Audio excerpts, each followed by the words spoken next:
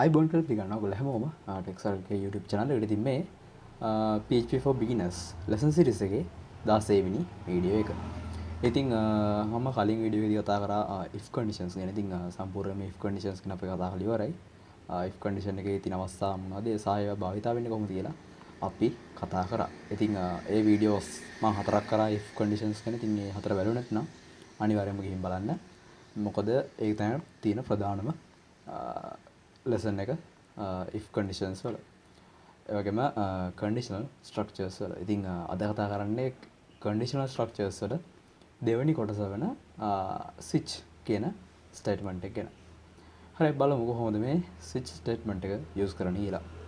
ඉතින් කලින් කතා කරා වගේ මේ switch statement එක use කරන්නේ මේ if conditions use කරන දෙයටම තමයි. ඒ කියන්නේ මොකක් හරි value එකකට අනුව තීරණ ගැනීමේ ක්‍රියාවලියක් තමයි එතන සිද්ධ වෙන්නේ. ඉතින් මෙතනත් වෙන්නේ ඒ දෙයම තමයි. බලමු කොහොමද මේ switch statement එකත් එක්ක වැඩ කරන්නේ කියලා. ඉතින් මම VS Code එකට ආවා. ඉතින් බලමු මම මේ කොටස ඉංග්‍රීසි දාන්න. PHP right. ඉතින් switch statement use කරන්න නම් අපිට අවශ්‍ය වෙන variable එකක්. මේ variable එකේ තියෙන value එකට අදාළව තමයි අපි conditions check කරන්නේ. ඉතින් මම මුලින් variable එකක් හදාගන්නම් age කියලා. මම age කියලා variable එකක් හදාගෙන මම උකට assign කරන්නම් දැනට 16යි කියලා. sorry 16යි. right. ඊට පස්සේ මම දැන් තමයි switch statement එක දාන විදිහ ඔයගොල්ලෝ දැනගන්න ඕනේ. ඉතින් switch statement එක දාන්න වෙන්නේ මේ විදිහට මුලින්ම switch කියන keyword එක දෙන්න. switch කියලා දාලා වරහණක් දාගන්න ඕනේ. වරහණක් දාලා මෙතන දෙන්න ඕනේ අර අපි හදාගත්ත variable එක. මෙතනින් අදහස් කරන්නේ polynomial එකේ structure එකත් මුලින්ම හදාගෙන ඉන්න. ලේසින වැඩි. right. ඔන්න switch statement එකේ switch statement එකේ body එක මම හදාගත්තා මෙන්න මේ විදිහට. ඉතින් මෙතනින් මොකද්ද වෙන්නේ? මෙතන මම variable එකක් දුන්නා වරහණ ඇතුලේ age කියලා. මොකක්ද මේකෙන් වෙන්නේ?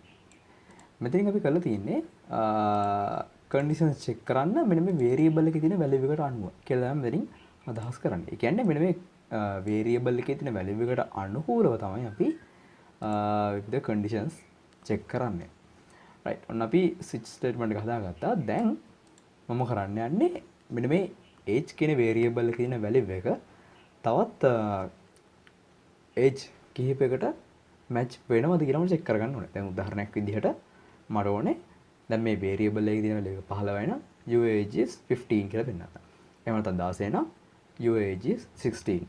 17 නම් your age 17 වගේ display කරන්න. මේ එකක්වත් වෙන්නේ නැත්නම් I don't know කියලා වගේ පොඩි text එකක් display වෙන්න ඕනේ. හරි. මෙන්න මේ program එක හදන විදිහ බලමු මුලින්ම. ඉතින් මේ කරන්නේ මෙන්න මේ විදිහට. අපි දැන් switch statement එක body එක හදාගත්තනේ. දැන් මුලින්ම අපි check කරන්න යන්නේ මේ variable එකේ තියෙන value එක 15ට සමානද කියලා බලන එක. ඉතින් if ගැන කතා කරද්දී ඔයගොල්ලෝ දැන් දන්නව ඉතින් කොහොමද if එකෙන් මේක කරන්න කියලා. හැබැයි දැන් මේ switch statement එක මේක කරන විදිහ ටිකක් වෙනස්. switch වලදී වෙන්නේ මෙහෙමයි. මුලින්ම case කියලා දෙන්න ඕන. case. ඒ කියන්නේ මේ cases අදාළ value එකට සමානද කියලා මෙතනින් බලන්නේ. මෙන්න මේ case එක 15ට සමානද කියලා බලනවා. right. case එක මේ වගේ මම මෙහෙමත් දාන්නම්. එහෙම නැත්නම් මේ වගේ වරහන් නැතුණත් දාන්න පුළුවන්. sorry double quotation නැතුණත් දාන්න පුළුවන්. කිසි ප්‍රශ්නයක් නැහැ. ඊට පස්සේ මේ වගේ colon mark එකක් දාගන්න ඕනේ.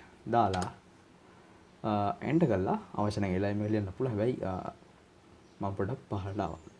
right. age එක 15ද බලන්න. ඒ කියන්නේ මෙන්න මේ variable එකේ තියෙන value එක 15ට සමානද බලන්න කියලා මම දැන් මෙතන කියනවා. හැබැයි 15ට සමානද කියන අර condition එකක් මෙතන දුන්නේ නැහැ.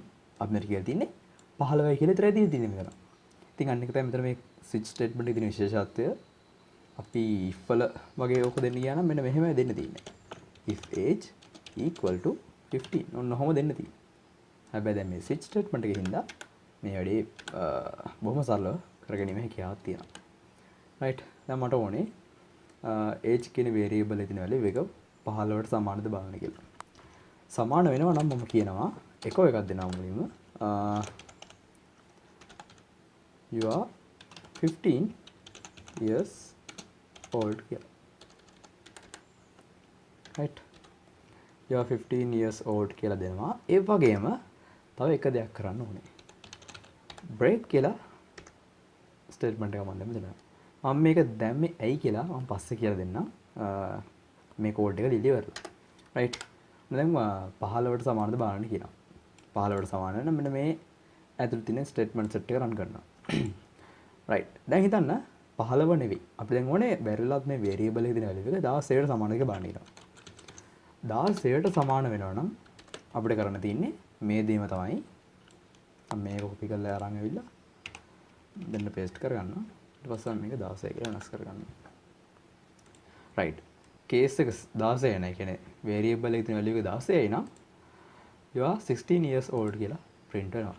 මම දැන් මේකම copy කරගන්නම්කෝ. lazy වැඩි. right. මම දැන් මෙයා 17 කරන්න. ඊපස්සේ මේ text එක 17 කරන්න. හරි. මෙච්චර අපිට කරන්න තියෙන්නේ කියන්නේ variable එකේ තියෙන value එක. මෙන්න මේ age කියන variable එකේ තියෙන value එක 15යි නම් මෙන්න මේ කොටස රන් වෙනවා. එහෙම නැතුව මේක 16යි නම් මෙන්න මේ කොටස රන් වෙනවා. එහෙම නැතුව 17යි නම් මේ කොටස රන් වෙනවා. දැන් හිතන්න මේ එකක්වත් මේ අදාළ variable එකට සමාන වෙන්නේ නැහැ කියලා. ඒ කියන්නේ මේ variable එකේ තියෙන value එක 15වත් නෙවෙයි 16ත් නෙවෙයි 17ත් නෙවෙයි. එහෙමනම් ඒකට දාලා කෝඩ් එක ලියන්නේ කොහොමද? ඒ කියන්නේ මේ කිසිම දෙයක් true වෙන්නේ නැත්නම්. අන්න ඒ කෝඩ් එක තමයි අපි දැන් ලියන්නේ යන්නේ. if conditions වලදී නම් අපිට තිබ්බගේ else කියලා part එකක්. හැබැයි මේවදී else කියලා ගන්න නැහැ. මේකේ තියෙන්නේ default කියලා keyword එකක්. default. default. ඒ කියන්නේ මේ conditions තුනේ එකක්වත් true වෙන්නේ නැත්නම් අපි කියනවා default යටතේ තියෙන මෙන්න මේ statement set එක run කරන්න කියලා. right. දැන් මෙතන දෙන්නම් I don't know කියලා වයිට් එක. I don't know. right. break statement එක මම දෙන්නම්.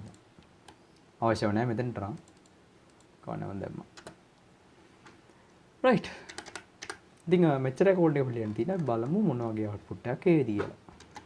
දැන් මේක save කරලා අපේ web browser එකට යන්න. ඉතින් බලන්න මට output එක එනවා you are 16 years old කියලා. ඉතින් මේක කොහොමද උනේ? අතන දැන් ඔයාලට තේරෙනවා කොහොමද මේ වැඩේ වෙන්නේ කියලා. if වලට වඩා ලේසියෙන් මේකේ තේරුම් ගන්න හැකියාවක් තියෙනවා. දැන් මුලින්ම මෙතන variable එකක් හදලා තිනවා age කියලා. ඒකට 16 කියලා value එකකුත් assign කරලා තියෙනවා. ඊට පස්සේ මෙන්න මෙතෙන්ට එනවා switch වලට. ඒ කියන්නේ switch statement එක check කරන්න කියලා මෙතනින් කියන්නේ. ඒ switch යටතේ test කරන්න ඕන cases අයිති වෙන variable එකේ name එක මෙතන දෙන්න ඕනේ. දැන් ඒ අදාළ variable එක age නේ. ඒකින්ද මේ වරහන් තුල age කියලා දුන්නා. ඊට පස්සේ මේ switch statement එකේ සීමාව එහෙම නැත්නම් body එක ලකුණු කරලා තියෙන මේ වගේ curly bracket දෙකකින්. ඊට පස්සේ cases කීපයක් test කරලා දිනවා. කියන්නේ variable එකේ තියෙන value එක 15ද 16ද 17ද කියලා. 15 නම් මේ කොටස රන් වෙනවා. 16 නම් මේ කොටස රන් වෙනවා. 17 නම් මේ කොටස රන් වෙනවා. මේ එකක්වත් true වෙන්නේ නැත්නම් මෙන්න මේ default කියන keyword එකට යටතේ තියෙන මෙන්න මේ කොටස රන් වෙනවා. දැන් ඒතර ප්‍රශ්නයක් ඇති මොකටද මේ break කියලා keyword එක දැම්මේ කියලා. break කියන keyword එක දැම්මේ දැන් මෙයා මේ උඩින් ඉඳන් පහළට check කරගෙන යනවානේ. දැන් හිතන්න දැන් මෙතන 16 නේ. කියන්නේ මෙන්න මෙතෙන්ට එන්නේ. මෙයා check කරගෙන යනවා. මෙයා මෙහෙම කියන්නේ මේ variable එකේ තියෙන value එක 15ද කියලා බලන්න කියලා. 15 වෙන්නේ නැහැ. ඒ කියන්නේ මෙන්න මෙයා මේ කොටසට එනවා. ඒ කියන්නේ 16ද බලනවා. 16 නේ. ඒකින්ද මෙන්න මේ echo you are 16 years old කියලා මෙන්න මේ text එක print කරනවා. print කළ ඉවර වෙලා මට දැන් ආයි තව check කරන්න අවශ්‍ය නැහැ නේ. මොකද මෙතනින් මේ case එක end කරන්න ඕන. ආයි මෙතනින් පහළට run වෙලා වැඩක් නැහැ නේ. switch statement එකේ මොකද අපිට වෙන්න ඕන වැඩේ වුණානේ. ඒකින්ද අපි මෙතනින් මේ check කිරීම නවත්තන්න ඕනේ හින්දා තමයි break කියලා keyword එකක් මෙතනින් දැම්මේ. මෙතන break වුණ ගමන් ආයේ මේවා check කරන්න හැලින්ම switch statement එකකින් එළියට යනවා. ඉතින් මේක තමයි සරලම වැඩේ switch statement එකකින් වෙන වැඩේ මේක තමයි. මම දැන් මේ variable එකේ තියෙන value එක මාරු කරන්න අපි දෙන්නම් 17ක් වගේ. 14 නම් ඔයගොල්ලෝ දන්නා මෙන්න මේ කොටස තමයි රන් වෙන්නේ. අපි බලමු පොඩ්ඩක්. ඔව්. මට you are 17 years old කියලා ඩිස්ප්ලේ වෙනවා. දැන් මෙතන 20ක් වගේ. right. දැන් ඔයාලට වෙනවා නේද cases වල 20 කියලා වැලියු එකක් නැහැ. 15 දිනවා 16 දිනවා 17 දිනවා.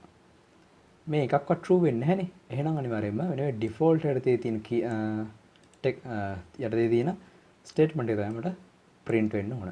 ඒ කියන්නේ මේ I don't know කියන text එක. අපි බලමු. right. ඉතින් ඔයාලට පේනවා I don't know කියලා text එක මට print වෙලා තියෙනවා. ඉතින් මම හිතනවා දැන් ඔයාලට තේරෙන්නේ කොහොමද මේ switch statement එක use කරන්න කියලා. ඉතින් ගොඩක් අමාරු දෙයක් නන්නේ මෙතන තියෙන්නේ. මෙන්න මේ keywords දාන විදිහ පොඩ්ඩක් මතක තියාගන්න හොඳට මේති. මෙතන keyword තුනක් අපි use කරලා දිනවා. පළවෙනි එක switch, දෙවෙනි එක case, හතරක්. පළවෙනි එක switch, දෙවෙනි එක case, තුන්වෙනි එක break, හතරවෙනි එක default. ඉතින් මෙන්න මේ keywords set එක මොකද තියාගත්තා නම් සහ මේ structure එක ලියන විදිහ දැනගත්තා නම් හොඳටම ප්‍රමාණවත් වෙනවා කොහොමද මෙන්න මේ switch statement එක ලියන්නේ කියන එක ගැන. ඉතින් මෙච්චර අපිට කතා කරන්න තියෙන්නේ switch statement එකට. ඒක ගොඩක් වෙලාවට මේක පාවිච්චි කරනවා පොඩ්ඩක් අඩුයි. පාවිච්චි කරන්න නැතුව නෙවෙයි. වැඩිපුර පාවිච්චි කරන්නේ if conditions තමයි. ඉතින් පොඩ්ඩක් මේකත් try කරලා තියාගන්න අමතක නොකර. මොකද මේවත් අපිට ඉස්සරහදී අවශ්‍ය වෙනවා. right. ඉතින් මම හිතනවා අද වීඩියෝ ඔයගොල්ලෝ හොඳට තේරෙන්නේ නැති කියලා. ඉතින් ප්‍රශ්නයක් තියෙනවා අනිවාර්යෙන්ම අහන්න. පාලෙන් කමෙන්ට් එකක් දාන්න. මම අනිවාර්යෙන්ම help කරන්න. ඒ වගේ මේ වීඩියෝ හොඳයි නම් අනිවාර්යයෙන් like එකක් දාන්න අමතක කරන්න එපා. ඔයගොල්ලෝගේ යාළුවන්ට වීඩියෝස් ගැන share කරන්න. channel subscribe කරලා නැත්නම් අනිවාර්යයෙන් subscribe කරලා තියාගන්න. එහෙනම් අපි ඊළඟ වීඩියෝ එකකින් ඉක්මනටම හම්බෙමු.